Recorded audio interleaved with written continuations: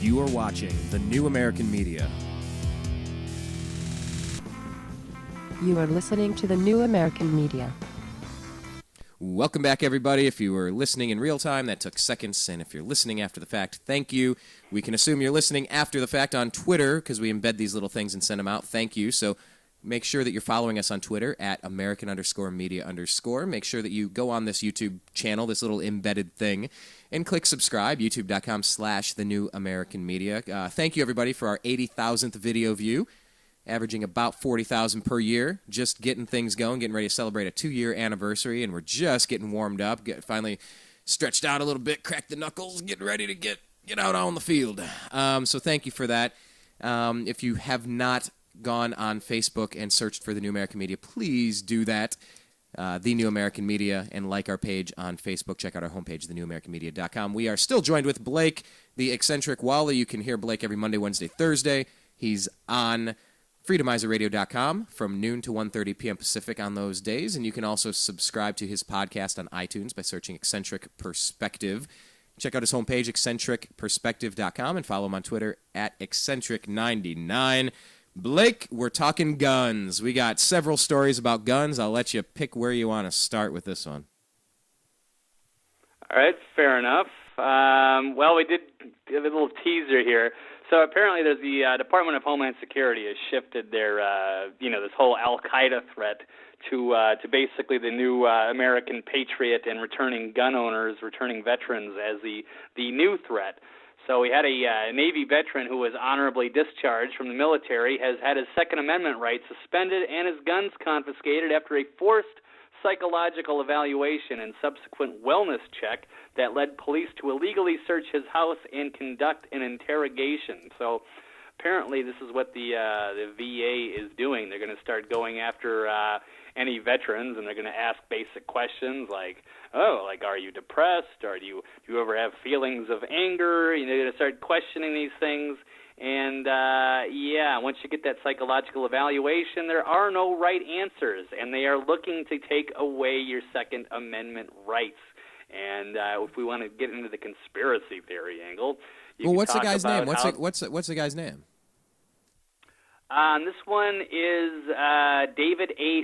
Schmecker, and he's been on a couple interviews, including a high-profile interview with Alex Jones. I believe it was on Wednesday of this week, maybe Tuesday. But, that can be found on InfoWars. David A. Schmecker. I'm actually reading this out of the Activist Post, where there's another interview as well. So, they came into his house, searched his house, looking for contraband, looked through everything, asking him questions. The officers ordered this veteran to open up his gun safe. They confiscated the weapons and have yet to give them back. What was the rationale? Why did this occur? Basically, he politely refused the evaluation. He's not having any past history of arrests or mental illness. He had a follow-up pain management appointment and was informed that he needed to have a psychological evaluation. But there's been veterans getting letters all over the place talking about basically these kind of things where they're going to start evaluating all of them for mental health.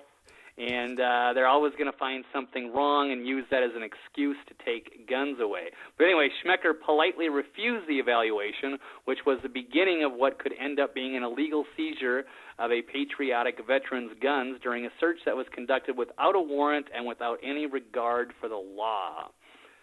So, after Schmecker refused the evaluation, his doctor called his house and heard what claimed was an odd answering machine message that apparently led the doctor to call the police and order a wellness check. What was the odd answering machine message, did they say?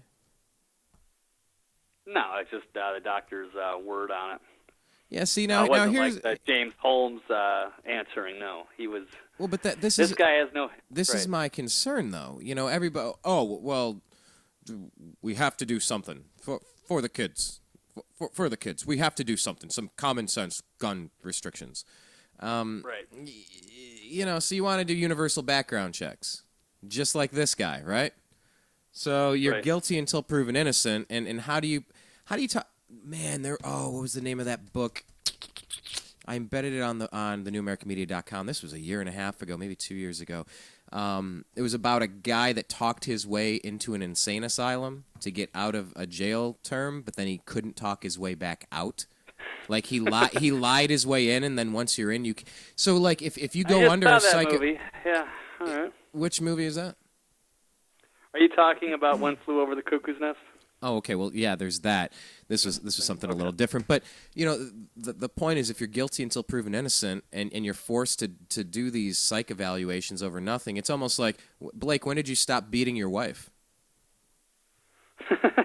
Nice little loaded question. Yeah, it's one of those debate questions where it's just like, it's like the nuclear option of debate questions where whatever you say is wrong.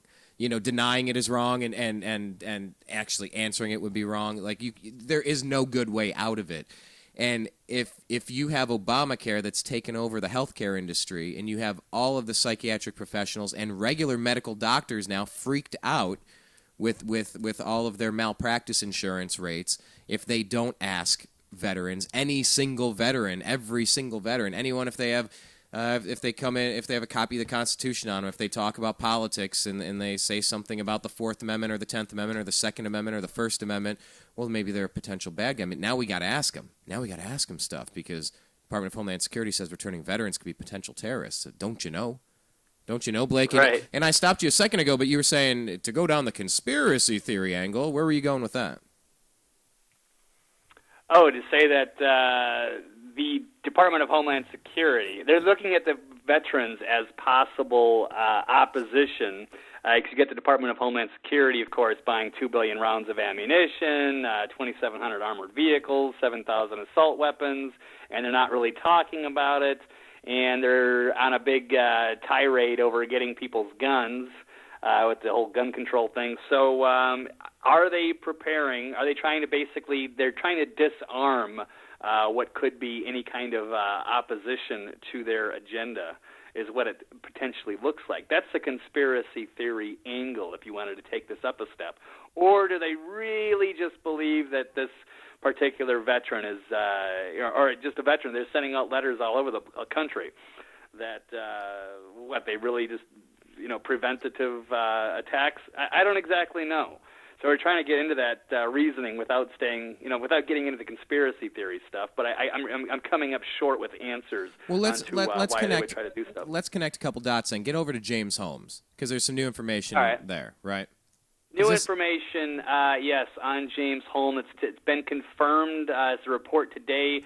Batman shooter James Holmes was on psychotropic drugs. We've got yet another mass killer on violence causing antidepressants. So we've got newly released court documents confirm that the Batman shooter James Holmes was taking the antidepressant drug Zoloft before he conducted his massacre in Aurora, underscoring yet again the prevalent yet underreported connection between psychotropic drugs and mass shootings. So while it was not known that prescription medication seized during the search of Holmes' property, the precise identity of the drug has remained unknown for nearly 9 months. But then they also found prescription medication for sertraline, a generic version of Zoloft, and clonazepam. I'm just trying to pronounce this. Usually prescribed to treat anxiety and panic attacks. Also under the brand Klonopin, which has been labeled the world's deadliest pill in that it, quote, dramatically affects the functioning of the brain and is highly addictive. Long-term use of the drug has been linked with, quote, violence and aggression. Gee, all right, I wonder. So now we're starting to pick. So, Brian, when I guess if you were a crime scene investigator. And I am. And you were in a crime scene and you saw a murdered victim and you saw a gun and you see a bottle, you see 2 bottles of pills, one for Zoloft and one for that, how do you pronounce it, clonazepam? Clonazepam, okay. What do you blame? What do you think is the cause of the potential murder? Gun show loopholes? Right, exactly. I mean... Exactly. It has nothing to do with the pills. I mean, let's demonize the tool and then punish all gun owners nationwide. I think that's the best course of action. But then, of course, we got at the Sandy Hook shootings, And we've already know this guy is like potentially what? He's either got some kind of autism or Asperger's or something. Obviously, he was on some sort of medication, but the press will not report on it. It took 9 months so we could get some documents from the court so we could prove that this Colorado shooter was on medication.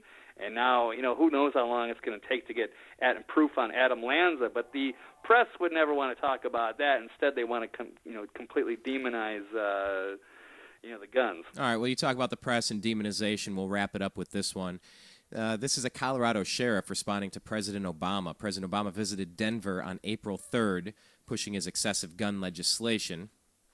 And not one sheriff in the state of Colorado was included in the event.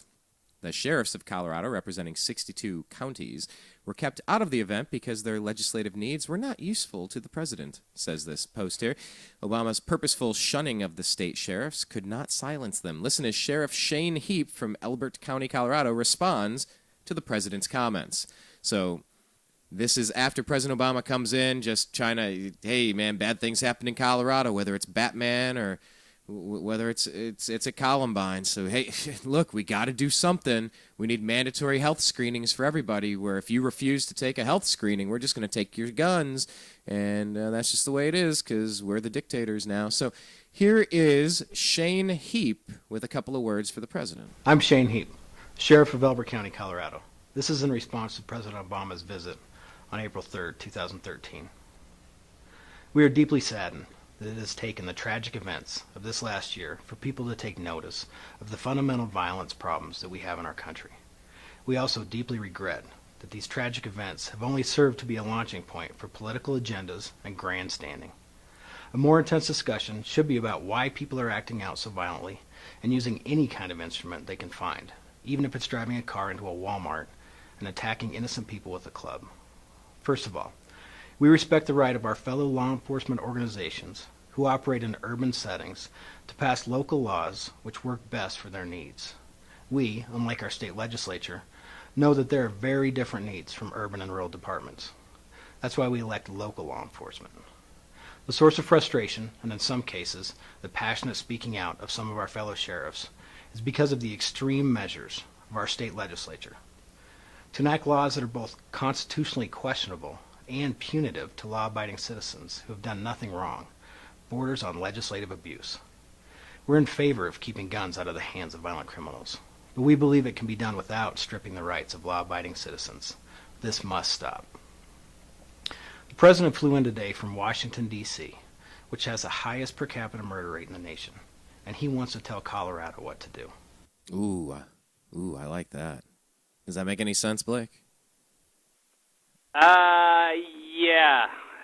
I mean, he's from Chicago. The president's from interesting. Chicago. He lives in Washington. Right. The two of the highest gun crime rates anywhere, but he's got the answers somehow.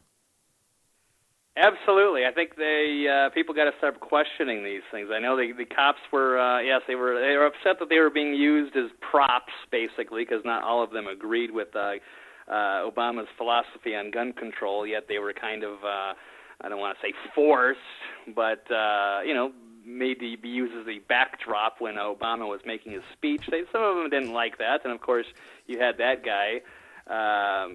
Who was very makes a lot of sense and is very articulate and down to earth, and I'm sure that's probably why you haven't seen his name picked up by the rest of the media, because they just want to pretend that he doesn't exist.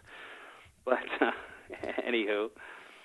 Yeah, so I think what I'm going to do is right now I am putting Sheriff Shane Heap, and I am going to send this. David Clark, another good one. Oh, yeah, in Milwaukee. Well, I just sent this out on Twitter, so make sure you're following us on Twitter at American_media_, so it's out there. You can check it out. It's a 6-minute response. We just played you about 90 seconds, so you can kind of get the gist of it, that not everybody's marching in lockstep with this gun control legislation. There's a huge backlash on this, and it is a slippery slope. Universal background. Well, we don't want crazy people to get. Okay, well, who defines crazy? Who defines crazy? Right. I define Washington as crazy, so does that make me crazy? I don't know. I'm starting to feel crazy. It's the line from The Simpsons. Homer starts the vigilante group, and Lisa says, "If you're the police, who will police the police?" Homer says, "I don't know, Coast Guard." it's when you taste the power, you just kind of feel like I get to make all the rules now, and I'm in charge, and what I define is the way that it's going to be. And if you're a returning war veteran and you think our Constitution is either literally or figuratively under attack from forces either at home, domestic, or foreign, then maybe you're the problem. Maybe you need to be denied your Second Amendment. Why? Well, because Mr. Obama says so. Well, I don't like that. That is dangerous. It's also dangerous where severely psychotic people are getting firearms and doing things. It's a slippery slope, and that worries me, Blake. That worries me immensely, because you can't give up your freedoms just because a couple of dumb people do a couple of dumb things. That's not how this works. Absolutely. So I don't know. I don't understand the logic behind it. All of this. I don't think many open-minded free thinkers do. I know there's a lot of wishful thinking out there, but I'm in fact even having a discussion with somebody on Twitter right now that doesn't seem to get this, and I'm trying to do my best to explain these sorts of things to her. But anyway. I don't even know where else to go with this. There's all this gun control stuff is just getting out of hand, but there is another good story out today. I can quick leave you with that from Mike Adams. Let's see if I can. And that's why nearly all state gun control laws being passed today will soon be null and void. So. I guess there's still hope here. They say that many laws could be struck down by the U.S. Supreme Court, and it'll expose the illegitimacy of some of these other lower courts and the criminality of the federal government. There's some things that are developing, but there's certainly a lot of exciting developments all over the place going on, and we're on quite the ride here. So 2013 has been very exciting so far. Yeah, no, I thought December. I love covering the news. I thought December 21st was going to be the huge roller coaster hill to go down, and it sure seems like it's going to be an interesting 2013 for sure. Let's just keep the nukes out of it, man. Come on, man. We all got to breathe this air and drink the water and eat the food. So come on, man. You want to shoot yourself in the face? Shoot yourself in the face. Don't shoot everybody else. Come on. Don't salt the earth behind you because you're a jerk. North Korea, I'm looking at you. There's got to be a better way. And I think that's probably why we do the radio shows that we do, Blake. It's just the lunacy of what we find on a daily basis, whether it's gun control or trying to subvert the Second Amendment of the Constitution. However you want to define it, global affairs being Team America, World Police, it's just devaluation of the currency, the job market, unemployment, all this stuff. It's too much. It's too much for people to follow, and that's why we try to team up, because it's a little easier to get some information when we're both working on it a little bit. Nobody has time to cover everything. But Blake, I want to thank you for joining us on Agree to Disagree. You want to take a couple seconds to remind people where they can find you again? You can find me Twitter, Eccentric99 would probably be the best place. You can also get on my website. That's eccentricperspective.com, and please subscribe to my podcast. That would be Eccentric Perspective. You can find it on iTunes, and I'm also on Freedomizer Radio 3 days a week, Monday, Wednesday, Thursday, from 12 to 1:30 Pacific. You can get in and do the live chat there, and I think that's all I've got. All right. Well, Blake, thank you very much for joining us again, and we'll be back with you real soon. All right. Take care, buddy. That was Blake, the Eccentric Walley. Make sure you check him out and stay connected with him in between these radio shows. My name is Brian Engelman. Want to thank you for joining us here on Agree to Disagree. And if you missed our show earlier, The Unhappy Hour, that's our sports show. Check it out. Talked with NBA scout Zach Barris. Thank him for joining our program again. We talk about the NCAA, and we talk about Rutgers basketball and the scandals and the firings and the basketball throwings and the kickings and the slurs. So check out that show. Please do us a favor, subscribe to our YouTube channel, youtube.com/The New American Media, and subscribe to that page. You can follow us on Twitter at American_media_. Go on Facebook and search thenewamericanmedia.com. And check out our homepage, thenewamericanmedia.com. Getting ready to celebrate our 2-year anniversary coming up toward the end of this month. Just hit 80,000 video views on YouTube. Man, a lot of exciting things are about to happen. We're also getting ready, Blake and I are also getting ready to launch a syndicated radio show. Details coming soon. Thank you very much from everybody here at TNAM Radio. This is Brian Engelman for Agree to Disagree here on the new American media.